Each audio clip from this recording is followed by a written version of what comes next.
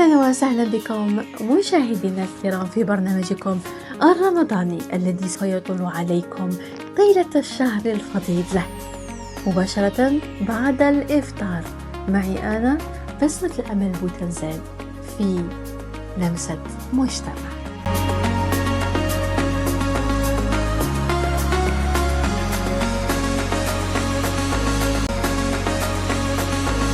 مرحبا بكم في حلقة اليوم. سنتحدث عن قيمة الاحترام التي تجعل علاقاتنا مع الآخرين صحية ومبنية على الثقة.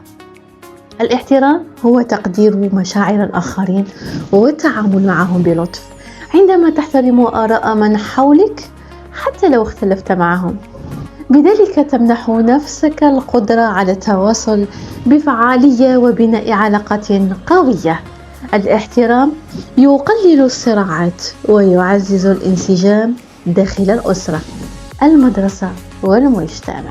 لتكن كلمة شكرا أو كلمة من فضلك جزءا من حياتنا اليومية، فهي طرق بسيطة تعكس الاحترام، والاحترام يولد المحبة ويجعل المجتمع مكانا أفضل للجميع.